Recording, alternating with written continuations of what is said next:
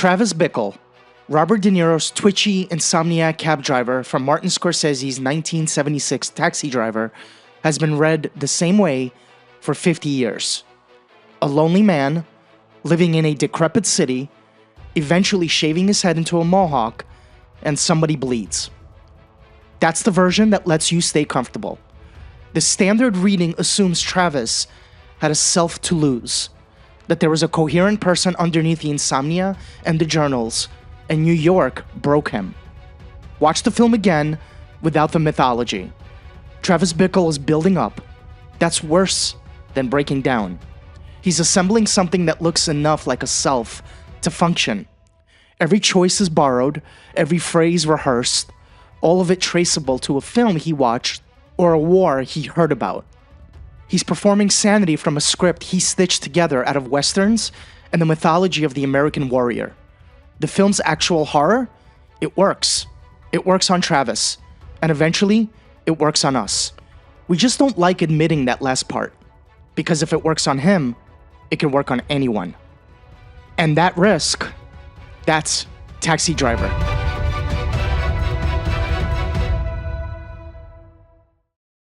Forget loneliness for a minute. That's a pretty obvious theme of this film. In reality, Taxi Driver is a film about construction. Travis watches the world. He picks what looks like a person. He copies it. A political speech becomes a worldview. A war becomes a costume. And a rehearsed line in front of a mirror becomes the most honest moment in the entire film. Because in that scene, the actor and the audience are finally the same person. When someone has no internal self, every external signal becomes raw material, and the culture around him, both inside the film and outside of it, rewards that, enthusiastically. Taxi Driver was written by Paul Schrader, who wrote the screenplay while living in his car, drifting through Los Angeles with a loaded gun and no meaningful human contact. He called it self-therapy. He pulled directly from Arthur Bramer's diaries, the man who shot George Wallace in 1972, and wrote down every paranoid, performative thought along the way. Travis Bickle is built from a real person who was already building himself the same exact way. Schrader described the taxi as a metal coffin floating through the sewer of the city. That image tells us everything. Travis is sealed inside a moving box, watching, and he never participates. The cab is a viewing booth. Travis watches passengers through glass with no obligation to respond as a full human being. Every observation confirms the same narrative. The world is filth, and he is separate from it. Without that separation, there's no righteous mission. There's just a guy driving a cab. Travis skips reflection and jumps straight to narration. His journal entries function as voiceover. He's writing himself into a story where his isolation is heroic, where every night in the cab has meaning, where he has a viral role to play. He's writing a screenplay where he plays the lead. He sees Sybil Shepherd's Betsy and converts her into an archetype, the angel in the cesspool. He walks into campaign headquarters with the confidence of someone following stage directions. For a brief window, it works. Betsy is charmed. She agrees to coffee. Then Travis takes her to a pornographic theater. Most readings treat this as a social blunder. The film treats this as something stranger. To Travis, a screen is a screen. The idea that one kind is acceptable for a date and another isn't, that requires a social map he never had. So when the mask slips, Travis escalates immediately. He buys weapons, he trains. The charming young man role didn't work, so it's time to audition for a different one. Call it what it is, a casting change. Identity for Travis is mimicry. Look at the way he talks. The iconic "you talking to me" sequence is a rehearsal. He's practicing confrontation the way he's seen it done in films. He learned that. Nothing about him is original. That's exactly what makes the whole thing function. The cultural pieces he borrows from are specific. You can trace every one. The vigilante posture, the lone righteous man cleaning up a world that won't clean itself, comes from westerns. John Ford's The Searchers, Shane. Travis doesn't understand the complexity of those films. He absorbs the silhouette. The ritualistic preparation, the discipline, the weapons laid out with ceremonial precision comes from samurai films and European crime cinema. Films like Les Samurai and Pickpocket, which also document worlds where ritual replaces personality. His attachment to Senator Palantine is borrowed political rhetoric. He doesn't understand the platform. He wears the candidate like a t-shirt. The mohawk he shaves into his head before the final assault is a direct impersonation of Vietnam soldiers who adopted the hairstyle before dangerous missions. A visual signal that he has entered what he understands as killer mode. He saw it on soldiers, he copied onto himself. None of this is him. That's the point. Every commitment narrows the space where a person might have been. Identity used to be discovered. Now, it's assembled. The mirror scene is where the film makes this visible. Travis stands in front of his reflection, armed, and rehearses lines. He's creating a double of himself, the man and the mirror image, and practicing the confrontation between them until it sticks. Self-construction happening in real time. The camera reinforces it. Tight framing, jittery edits, Scorsese repeats the image to underline its theatrical nature. The film puts the performance center frame, and most audiences still walk away thinking they watched the man find himself. He built it right there in front of us, and we still call that authenticity. Now pull the frame wider. The payphone scene. Travis calls Betsy and gets rejected again. Instead of holding on his face, the camera pans away. It drifts down an empty hallway, as though the film cannot bear to watch this man, to be this alone. Scorsese forces us to see the loneliness from the outside, the only place Travis has ever seen anything from, including himself. And underneath all of it, Bernard Herrmann's score, the composer who did Psycho and Vertigo for Hitchcock. That queasy saxophone sliding in whenever Travis watches Betty. Or how about the military snares that build under the weapons montage? Herrmann scoring Travis's private armory like it's the morning of an invasion. Because in Travis's head, it is. Herrmann wrapped the final recording session on December 23rd, 1975. He died in his sleep that night, Christmas Eve. Taxi Driver was the last score he ever wrote. Listen to what he chose to score. Herrmann scored the empty space around Travis. The loneliness gets a melody. The man doesn't. The music sounds like it's coming from a film Travis thinks he's in. Here's where the movie stops being about Travis and starts being about us. Travis is right about the decay. New York in the mid-1970s is genuinely falling apart. The streets are dangerous. Iris is a 12-year-old being pimped by a man named Sport. The corruption is real. Accuracy doesn't equal understanding. Travis sees the rot and converts it into purpose. The purpose feels righteous because the diagnosis is correct. The film lets these things blur deliberately so that when Travis finally acts, it feels inevitable. He plans to assassinate Senator Palantine. He doesn't care about politics. He barely understands the man's platform. Palantine was available. Palantine looked like someone a protagonist would kill. Think about that. The man Travis nearly kills and the men Travis actually kills are opposites. A senator and a pimp. In any sane reading, they're opposite targets.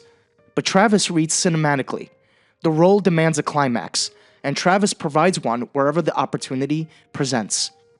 When the assassination attempt fails, he redirects the same energy, same costume, same weapons, towards the brothel. He kills Sport. He kills the men guarding Iris. He tries to kill himself and fails. Same performance, different stage. The target was never the point. The role was. The violence was the requirement. And then the film does something unforgivable. It makes him a hero. Travis survives. The newspapers celebrate him. He rescued a child.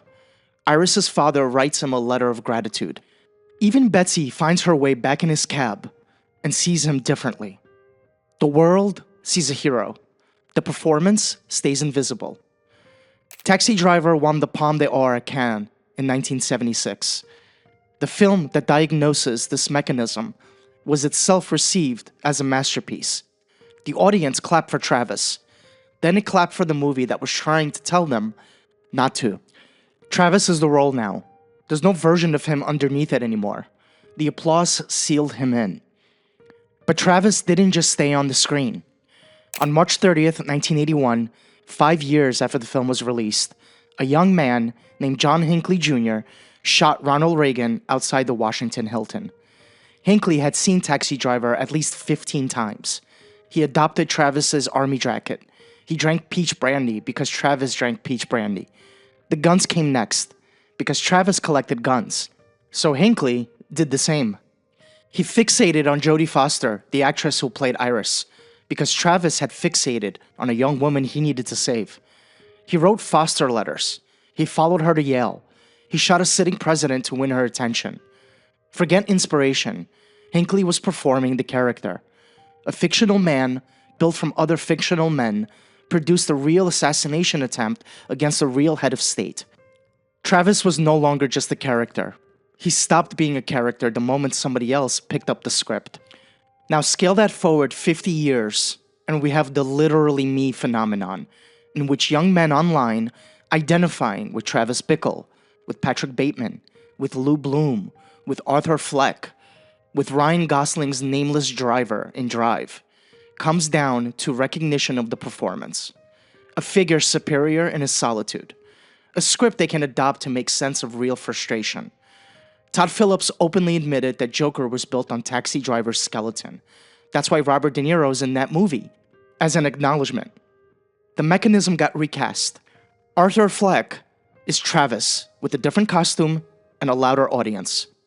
This is the bedrock of the manosphere, a digital infrastructure that takes male isolation and converts it into identity. You just needed the right word. Alpha, red-pilled. The vocabulary reframes everything. Travis did it alone in an apartment. Now there's a whole industry teaching the same routine, same behavior, better distribution. The reason Travis feels familiar is because the process is. Louis Theroux's Inside the Manosphere documentary, which dropped on Netflix in March 2026, shows influencers admitting on camera that they don't believe what they say. It's content. They're performing roles. And the audience doesn't distinguish the performance from the person. A 2026 study from the Australian Institute of Criminology asked the question nobody else was asking. Not how men get into these communities, but what makes them leave. The strongest motivator wasn't intervention. It was disillusionment. The men who walked away because the lives the ideology promised them never materialized. And the rage and depression it actually delivered started to feel less like power and more like a trap. Disillusionment. The same exit door Travis never walks through because his performance was validated before reality could intervene. If you've seen our breakdown of the film Nightcrawler, you already understand this one. Lou Bloom, Jake Gyllenhaal's skeletal, over-rehearsed predator, is the evolved version of this mechanism. Another loner who builds himself from scratch. Where Travis borrowed from westerns and war mythology, Bloom borrows from business seminars and media logic. Where Travis rehearsed confrontation in a mirror, Bloom rehearses charm. Both live in small, desolate apartments with tiny televisions, the transmitters of their alternate realities. Travis performs for himself, trying to feel real. Bloom performs for the market, trying to be effective. Travis is tragic. You feel sorry for Travis, but you hire Bloom. Bloom succeeds completely. Travis got validated by accident. The public happened to approve of the result. Bloom got validated by design. He figured out that the system rewards the performance itself. Travis Bickle is a rough draft. Lou Bloom is the finished product. Identity is assembled in both worlds, from whatever tools are most effective. So here's the truth. Travis Bickle makes sense. Structurally. He follows a pattern we recognize now because it's become the dominant one. Observe something broken, convert the observation into meaning, build an identity around that meaning, defend it at any cost. He doesn't know who he is, so he picks something and commits. Then he defends the thing he picked as though it were always real. And 50 years later, we call that a personality. The film showed us how to build a person from scratch. We've been doing it ever since. Identity used to be discovered. Now it's assembled. The internet provides the parts, the business language, the media logic, the alpha scripts, the Sigma aesthetics, the literally me archetypes. Travis Bickle showed us how to live inside a movie about reality. We followed the blueprint until we couldn't see the exit. Scorsese ends the film on Travis's eyes in the rearview mirror. For half a second, something crosses his face. Recognition? Maybe? Or the beginning of another rehearsal. Then he adjusts the mirror and drives on. Next on the Prism, Silence of the Lambs. We just spent 15 minutes watching Travis Bickle assemble a self out of cultural debris. The next film features a man doing the same thing, except his raw materials live in his basement. And there's one character watching him from a cell who already knows exactly what he's doing. Hannibal Lecter is the closest thing cinema has ever produced to someone who reads people the way we just learned to read Travis. If Travis Bickle is the rough draft and Lou Bloom is the finished product, there are a lot of other characters running the same way. We've covered some of them already. Joel in Eternal Sunshine, Leonard in Memento. They're all sitting on the channel right now. And down the road, we're planning on covering Neil McCauley in Heat. Subscribe so the next one finds you when it drops. In the meantime, thank you so much for watching. And please, please, please, take care of yourself.